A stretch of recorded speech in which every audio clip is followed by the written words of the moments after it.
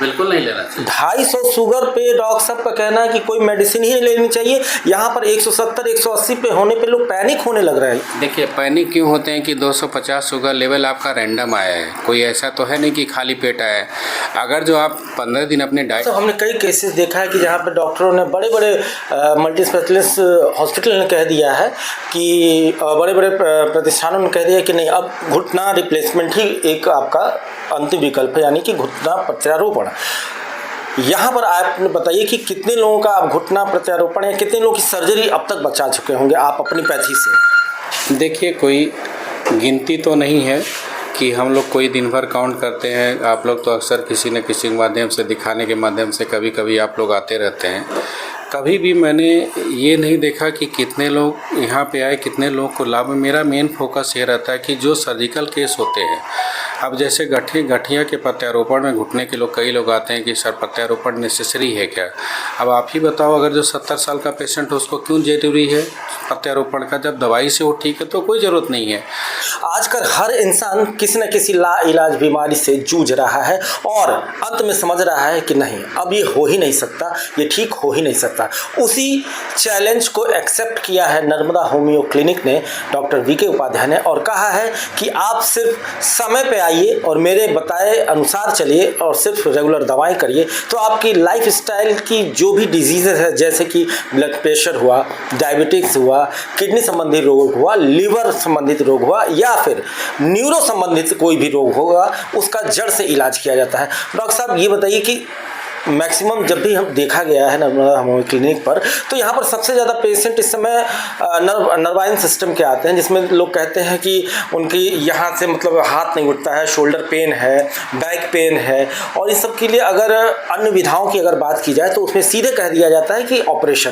तो ये ऑपरेशन करवाना चाहिए, नहीं करवाना चाहिए, और इसका विकल्प आपके पास क्या है, इसके बारे में बताइए। देखिए पहली बात तो आपके चैनल के माध्यम से सबको ये बताना चाहते हैं कि नर्वाइन में कोई भी प्रॉब्लम होती है नस संबंधित तो आपको सर्जरी की आवश्यकता नहीं है। जैसे सर्वाइकल है, लंबर स्पॉन्डिलोसिस है, फ्रोजन शोल्डर है, एवियन डिजीज है, कोई जितनी भी तरह की बीमारियां होती, कभी आप देखे होंगे किसी पोस्चर में आप लगातार बैठे हैं, थोड़ा सा अकड़न महसूस होता है, गए आपने MRI बोल करवाया तो पता चला कि आपकी L4 L5 बटवीरिया से नस दब रही है, तो उस केस में कोई ज़रूरी नहीं कि आप सर्जरी कराएंगे तो ही ठीक होंगे। मैंने ऐसे कई केस देखे जिसमें सर्जरी की आवश्यकता होते हुए भी मेडिसिन से वो रिकवर कर गए।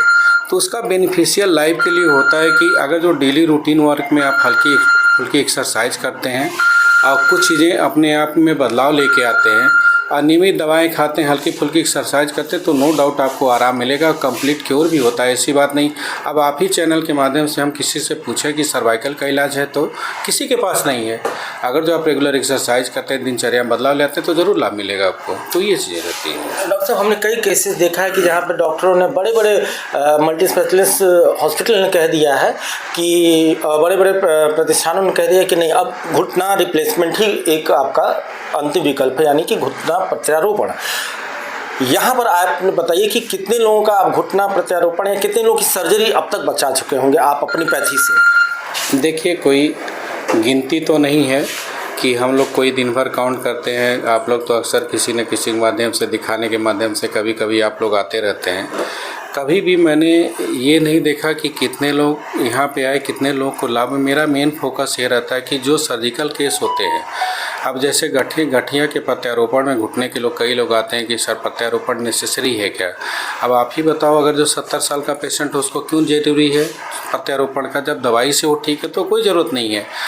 होता क्या है कि हम अनगिनत लोगों को सर्जरी के लिए मना किए और वो आज भी ठीक हैं और दवा खा के ठीक है। ऐसा भी नहीं है कि मैं दवाई उनके जीवन भर करता हूँ, किसी दवाई 6 महीना साल भर से ज़्यादा करता भी नहीं।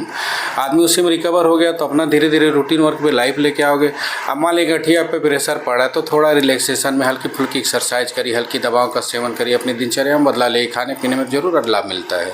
तो वो चीज़ें रहती हैं। तो निश्चित रूप से अगर डॉक्टर साहब की दवा को मतलब रामबाण मान के आप विश्वास करके खाते हैं तो यहाँ से हजारों लोग बिना प्रत्यारोपण के, बिना सर्जरी के, बिना स्पाइनल सर्जरी के यहाँ से ठीक हुए हैं और हम आपको समय समय पर इस चीज़ों को दिखाते भी रहे हैं। और डॉक्टर साहब ने नहीं, पेशेंटों का भी अनुभव हमने दतार के माध्यम से अपने दर्शकों को शेयर किया है। डॉक्टर साहब, एक बड़ी बात आ जाती है कि लाइफस्टाइल डिजीज़ लोग समझ लिए हैं और है भी, ब्लड प्रेशर, ब्लड शुगर, इसमें कहाँ एलोपैथी के मुकाबले खड़ी होती है होम्योपैथी? देखिए, आजकल के लाइफ में सबसे ज़्यादा लोग तनावग्रसित हैं। तनावग्रसित जब लोग होते हैं तो हार्मोन्स के सिक्रीशन ज़्यादा होते हैं। अब हार्मोन्स के सिक्रीशन होने की वजह से अब आपको टाइम से ना खाना खा रहे हो, ना टाइम से सो रहे हो, दिन भर मोबाइल यूज़, तनावपूर्ण ज़िंदगी जब जी रहे हो, तो जब तनावपूर्ण ज़िंदगी रहती है तो ये सब बीमारियां कॉमन होती हैं, जैसे हाइपरटेंशन हो गया, डायबिटीज़ हो गई, डिमेंशिया हो गई, माइग्रेन हो गया, हेडेक हो गई, ये सब चीज़ें कॉमन्स हैं। और जो है जब ये सब बीमारियां होती हैं तो मेन फोकस, जैसे मान लिया अभी आपने जिक्र किया डायबिटीज़ का, तो डायबिटीज़ में भी कोई इतनी क्रिटिकल डायबिटीज़ तो होती नहीं। जैसे मान लीजिए आपको सडन डायबिटीज़ हो ही गया तो ऐसा थोड़ी ना तुरंत आपका इंसुलिन फार्मेशन बंद हो गया कि आपको तुरंत इंसुलिन डिपेंडेंट डायबिटीज़ हो गई कि आपका शुगर लेवल 400-500 पहुँच गया। हो सकता है कि नॉन फंक्शनल हो, आपकी लाइफ स्टाइल ऐसी रही हो कि आपने बीते दिनों में शुगर का सेवन ज़्यादा किया हो, मिठाई का सेवन ज़्यादा किया हो, चावल की दिनचर्या बिगड़ी हो, इससे भी होता है। एक चीज़ मैं आपको इंटरप्ट करूंगा क्योंकि हमारे दर्शकों के लिए बहुत ज़्यादा ज़रूरी है कि अगर कोई पेशेंट गया किसी डॉक्टर के पास, उसने अपना रैंडम शुगर जो है वो चेक कराया और एबनॉर्मल का मतलब कि 230, 240, 250 तक अगर होता है, तो क्या इमीडिएटली उसको दवा शुरू कर देनी चाहिए या 1-2 दिन का वेट करके लाइफस्टाइल को चेंज करके? क्या इसमें, क्योंकि ये लोगों में बड़ा ये मिथ है या भ्रम है कि अरे मेरा शुगर 250 हो गया, ऐसा कैसे? देखिए, पहली बात तो हम आपको बताएं, 250 शुगर पे तो कोई मेडिसिन ही नहीं लेनी चाहिए, कोई कितना भी एडवाइस करे। डॉक्टर साहब, आप क्या बात कर रहे हैं? 250 बिल्कुल नहीं लेना चाहिए। 250 शुगर पे डॉक्टर साहब का कहना है कि कोई मेडिसिन ही नहीं लेनी चाहिए। यहाँ पर 170, 180 पे होने पे लोग पैनिक होने लग रहे हैं। देखिए, पैनिक क्यों होते हैं कि 250 शुगर लेवल आपका रैंडम आया है, कोई ऐसा तो है नहीं कि खाली पेट आया है। अगर जो आप 15 दिन अपने डाइट पे कंट्रोल करो, बैलेंस डाइट लो, तो हो सकता है कि आपका शुगर कंट्रोल हो जाए। तो क्यों ज़रूरत है मेडिसिन की? कोई आवश्यकता नहीं, क्योंकि एक बार आपने मेडिसिन लेना शुरू किया तो उसी मेडिसिन के अकॉर्डिंग एडिक्ट हो जाओगे। कई ऐसे पेशेंट, मैं तो 250 तक का इलाज नहीं करता, 250 के पेशेंट तक मैं डाइट पे ही कंट्रोल करता हूँ। यानी कि डॉक्टर साहब का कहना है कि अगर किसी का रैंडम ब्लड शुगर 250 आता है तो डॉक्टर साहब उसको अपने तरफ से होम्योपैथ की भी कोई दवा नहीं देते हैं? बिल्कुल नहीं देता, कोई अपनी दवाई नहीं देता। उनको बस दिनचर्या में बदलाव ले बोलते हैं कि ऐसे थोड़ा थोड़ा खाना खाइए, नियमित व्यायाम करिए, और पेशेंट अगली बार आता तो उनका रैंडम शुगर लेवल 140, 130 रहता, दवाई की ज़रूरत नहीं पड़ती। हाँ, 250 प्लस है, पेशेंट को कोई डिजीज़ कंडीशन है, उससे रिलेटेड कुछ बीमारियां हैं, जैसे कुछ और दिक्कतें होती हैं, तो उस कंडीशन में मेडिसिन की ज़रूरत पड़ती है तो लिखता हूँ, नहीं तो ऐसी ज़रूरत नहीं पड़ती है। जैसे हाइपरटेंशन का ही आपने जिक्र किया कि बीपी का, तो बीपी के लिए लोग परेशान हैं। बीपी के लिए परेशान क्यों है? आपने कभी सोचा है कि आदमी की दिनचर्या इतनी बिगड़ी हुई हैं, वो कितना नमक खाना चाहिए, कितना नहीं खाना चाहिए, क्या खाना है, क्या नहीं खाना है? हाइपरटेंशन कोई बीमारी नहीं है, एक मानसिक उलझन है जो आप लोग पालते हो। ऐसा नहीं है कि किसी का बीपी 180 और 50 और 180 और 90 हो गया तो पैनिक हो गया कि भैया लग रहा है मेरा हार्ट बैठने वाला है, ये हो जाएगा, वो ऐसा कुछ नहीं है। थोड़ा सोडियम लो डाइट लीजिए, अपने आप को इम्प्रूव करिए स्वयं। कोई ज़रूरी नहीं है, सब इतनी घातक बीमारियां नहीं है, लेकिन आदमी इसको पाल के घातक बनाता है। अगर जो पैनिक ना हो, ठीक है, तो कोई ऐसी बीमारियां नहीं कि जो ये सब ठीक नहीं होती। तो कुल मिला के पैनिक होने की ज़रूरत नहीं है।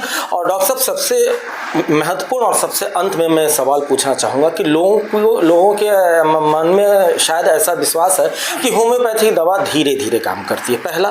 दूसरा, होम्योपैथी दवाएं लेने से आपको बहुत परहेज करना होता है, जैसे कि खट्टा चीज़ नहीं खाना है, दही नहीं खाना है, प्याज लहसुन का सेवन नहीं करना है। इसके बारे में ज़रा आज खुल के हमारे दर्शकों को बता दें कि क्या चीज़ें हैं। देखिए, पहला क्वेश्चन आपने क्या पूछा हमसे? धीरे धीरे काम करती है, तो आपके चैनल के माध्यम से बताना चाहता हूँ कि होम्योपैथिक दवाई धीरे धीरे नहीं काम करती है, तेज़ काम करती है। पहले तो भ्रम तोड़ दीजिए कि होम्योपैथिक दवाई धीरे धीरे काम करती है। अगर जो एक्यूट इमरजेंसी केस देख रहे हैं, अगर जो ब्रेन हेमरेज का केस आया हुआ है और हम उससे बोले कि दवाएं धीरे धीरे काम करती है, तो हमसे दवा कराएगा क्या? नहीं कराएगा। इस नाते ये भ्रम नहीं है, दवाएं सडन काम करती हैं और विदिन सेकेंड में वर्किंग करना शुरू करती हैं। दूसरा आपने क्वेश्चन पूछा कि होम्योपैथिक दवा में बहुत परहेज़ करना पड़ता है, खट्टी चीज़ें नहीं खानी होती हैं। खट्टी चीज़ों में क्यों नहीं खानी रहती हैं? जैसे जो सिट्रस फूड है, जैसे नींबू है, नींबू का पानी आप पी सकते हो, आंवला फ्रेश है तो खा सकते हो। लहसुन प्याज कच्चा मना किया जाता है, सब्जी में मना नहीं किया जाता। अगर